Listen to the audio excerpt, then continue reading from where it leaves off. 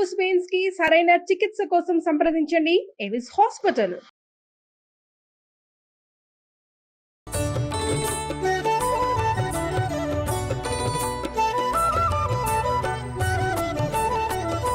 ఇప్పుడు మనం వంట ఎలా వండాలి, ఏమేమి వండాలి అనేది మాట్లాడుకునే వాళ్ళం కదా. ఈ రోజు వండి మరీ చూపిద్దాం ఇక నుంచి.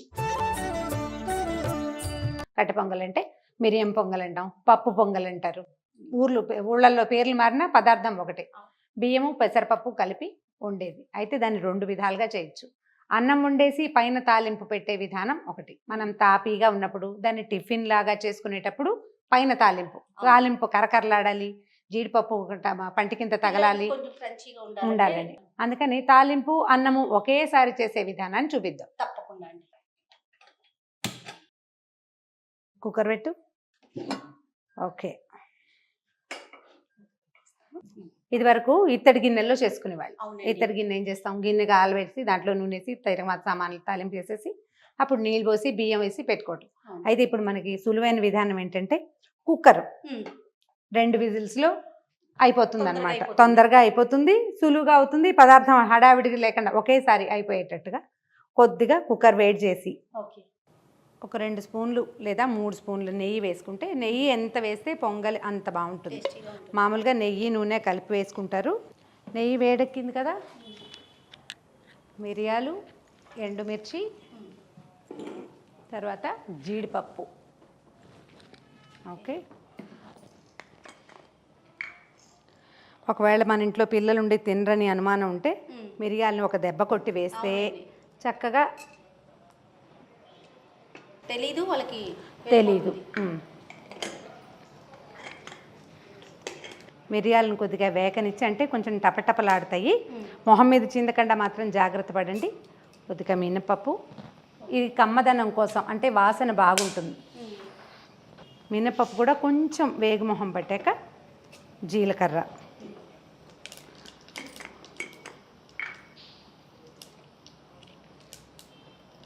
తర్వాత మన కారాన్ని అనుసరించి సాధారణంగా ఒక 2 మిరపకాయలు వేస్తే సరిపోతుంది.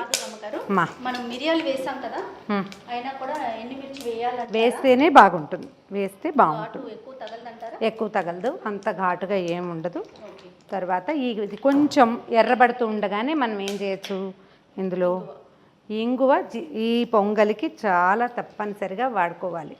ఇంగువ వేసాక చిన్న చిన్న అల్లం ముక్కలు వేసి వేయించేసుకుని కొద్దిగా వేగాక జీడిపప్పు ముక్కలు వేసుకోవాలి. ఆ తర్వాత నీళ్ళు పోసేయటం, నీళ్ళు కొంచెం వేడెక్కగానే బియ్యం అవి వేసేసుకోవటం. తర్వాత కరివేపాకు, వాసనే వేరు, అద్భుతం. దాన్ని నచ్చిన వాళ్ళకి భలే ఉంటుంది. అంటే మనకి నచ్చాలి కదా టేస్ట్. అయితే ఇప్పుడు మనం ఎన్ని గ్లాసుల రైస్ ఎంత ఇది చేయదలుచుకున్నామో దాన్ని బట్టి అన్ని గ్లాసులకి 3 ఇంచుమించుగా మనం ఇప్పుడు ఒక గ్లాసు చేయదలుచుకున్నాం అనుకుందాం, తీసేయాలి. ఒక గ్లాసుకి 3 గ్లాసుల నీళ్ళు, 2 3 గ్లాసులు. ఇంకొక ½ గ్లాస్ వేద్దాము, ఎందుకంటే మనం పెసరపప్పు వేస్తాం కదా దానికోసమని. ఓకే, దాన్ని ఇంకేం చేయక్కర్లేదు, దాని దారిన అది కాగుతుంది. ఈ లోపల మనం బియ్యం పెసరపప్పు కలిపి కడిగేసుకుందాం. ఇప్పుడు మనం 3.5 గ్లాసులు నీళ్ళు పోసాం అంటే 1 గ్లాస్ కొలత మంది, ఒక 3/4 గ్లాస్ బియ్యం, ఒక ½ గ్లాసు పెసరపప్పు, అంతే. సరిగ్గా ఈ నీళ్ళకి సరిపోతుంది అనమాట. కొంచెం నెయ్యి వేసుకున్నాం, తాలింపు గింజలు వేసుకున్నాం, మిరియాలు, జీలకర్ర, ఇంకా మన టేస్ట్కి అనుసరించి ఇందులో వెల్లుల్లిపాయలు లాంటివి వేయము, వెల్లుల్లిపాయలు వేయం. అయితే మనం జీడిపప్పు వేసుకుంటాం. మామూలుగా మనం జీడిపప్పు వేయలేదు, నేను తెచ్చిపెట్టే కానీ మళ్ళీ వేయించి వేసుకోవాలి. నీళ్ళు వేడెక్కిపోయినాయి, నువ్వు 1 స్పూను ఉప్పు వేసేసే. ఇందులో ఉప్పు వేస్తే పప్పు అన్నం ఉడుకుతాయా అలాంటి అనుమానాలు ఏమీ పడక్కర్లేదు. కుక్కర్లో అన్నీ ఉడికిపోతాయి, అంత పట్టదు, కొంచెం తగ్గించుకోవాలి. 1 గ్లాసే కదా, అదేసి. తక్కువైనా పర్వాలేదండి, అంటే పొంగల్లో తర్వాత కలుపుకోలేము. మన దగ్గర బియ్యము పప్పు కడిగి పెట్టుకున్నాం కదా, అది వేసేసుకోండి. ఏ నీళ్ళు ఎక్కువ వేడెక్కాల్సిన అవసరం కూడా లేదు. మీరు ఎంత స్పీడ్గా అయినా ఈ పని చేసేసుకోవచ్చు.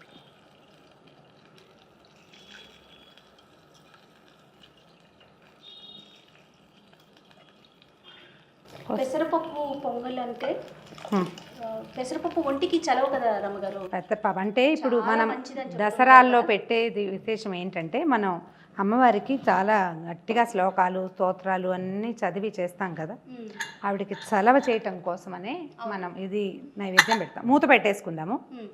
మూత పెట్టేశాక అప్పుడు మనం జీడిపప్పుని చివరికి తిరగమాత వేసుకుందాం. ఓకే, ఇదేంటంటే మనం పండగ కోసం చేసుకుంటున్నాము, తొందరగా అయిపోవాలి. స్టవ్ ఇది వేడెక్కే లోపలే మీరు స్టీమ్ వచ్చేదాకా ఆగచ్చు, లేదా మన అలవాటు ప్రకారం పెట్టేస్తే ఒక 2 విజిల్స్ వచ్చాక 3వ విజిల్ వస్తూ ఉండగా ఆపేస్తే అన్నం మెత్తగా అయిపోతుంది. నీళ్ళు ఎక్కువ పోసాం కదా, మెత్తగా అవుతుంది. పూర్తిగా చల్లారాక కనుక మనం తీసుకుని దాన్ని ఒకసారి చక్కగా కలిపేసి ఒక స్పూన్ నెయ్యి వేసి దేవుడి దగ్గర పెట్టేసుకోవచ్చు. కానీ ఈ పద్ధతి బాగుంది రమ్మగారు. ఒకసారి కుక్కర్ పెట్టేస్తే దాని దారిన అది అయిపోతుంది. ఒకవేళ మనం ఇత్తడి గిన్నెలో చేసుకున్నా కూడా, గిన్నెలో చేస్తాం, నేను చేస్తాను అట్లా, మనం ఇక్కడ కుక్కర్తో చేస్తాం కానీ నేను ఇత్తడి గిన్నె పెడతాను. అందులో ఈ తాలింపు దినుసులు అన్నీ వేసేస్తాం, నీళ్ళు పోసేసి బియ్యం వేసేస్తాను. కొంచెం హైలో ఉంచితే కాసేపటికి అన్నం పొంగొస్తుంది కదా, అప్పుడు సిమ్లో పెట్టి ఒక మూత పెడితే ఒక 10 నిమిషాలు ఉంటే అన్నం కొంచెం వదులుగా మెత్తగా ఉడుకుతుంది, చాలా తొందరగా అయిపోతుంది.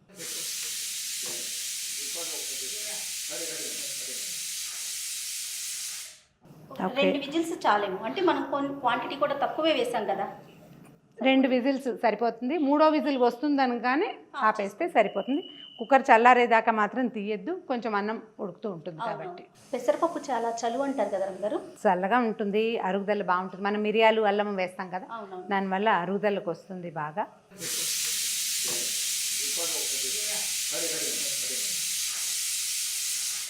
రెండు విజిల్స్ వచ్చేసినాయి చేయ. అవునండి. ఇంకొక విజిల్ రాకముందే మనం ఆపేసుకోవచ్చు. ఇది వరకు మనం నీళ్ళు పోసి ఉండేం కదా, పాలు పోసి కూడా ఉండేవాళ్ళు, ఎక్కువ కమ్మగా ఉంటుందని చెప్పి.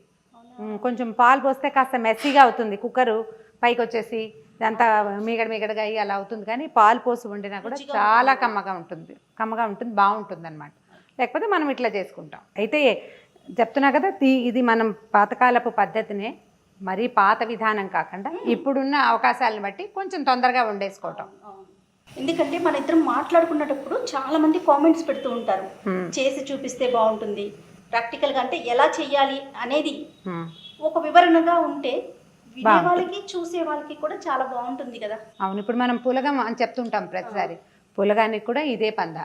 ఒక గ్లాస్ బియ్యానికి ఒక గుప్పెడు పెసరపప్పు, ఒక చిటికెడు ఉప్పు, కొంచెం ఒక చిటికెడు పసుపు వేస్తే అన్నం కాస్త రంగు మారుతుంది.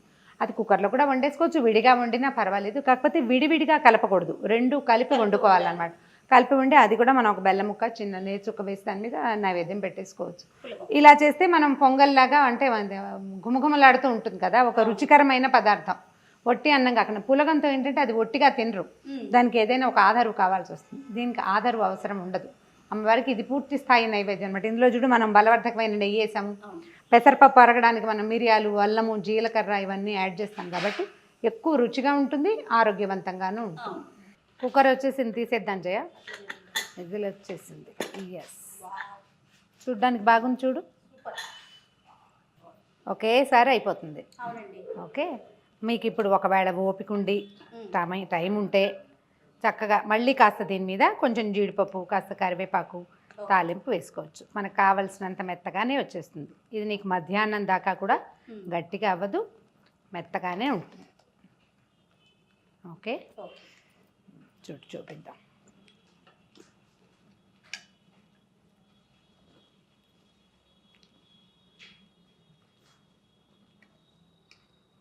దేవాలయంలో పెడతారు చూడు, అట్లా వస్తుంది. ఒకవేళ మన దగ్గర ఉండే మరీ పాత బియ్యం అనుకో, అప్పుడు ఇంకా కొంచెం ఎక్కువ నీళ్ళు పోసుకోవాలి, నీళ్ళు ఎక్కువ పోసుకోవాలి. సాధారణంగా దేవాలయాల్లో ఎక్కువగా చేస్తూ ఉంటారు కదా రమ్మగారు, కట్టె పొంగలి ఎక్కువ చేస్తారు. అంటే ఇది ధనుర్మాసం రోజుల్లోనూ అప్పుడు ఎక్కువ చేస్తారు కదా. దీన్ని మనం దేవుడికి నైవేద్యం పెట్టేటప్పుడు పైన ఒక స్పూన్ నెయ్యి వేసుకుంటే బాగుంటుంది. దాంట్లో మీరు చూడు కనిపిస్తున్నాయి, జీలకర్ర, ఎండుమిర్చి కనిపిస్తుంది, జీడిపప్పులు కనపడుతున్నాయి, మిరియాలు కనిపిస్తున్నాయి. ఈ వీడియో కనుక మీకు నచ్చినట్లయితే లైక్ చేయండి, షేర్ చేయండి. మరిన్ని ఇంట్రెస్టింగ్ వీడియోస్ కోసం మా ఛానల్ని సబ్స్క్రైబ్ చేసుకోండి.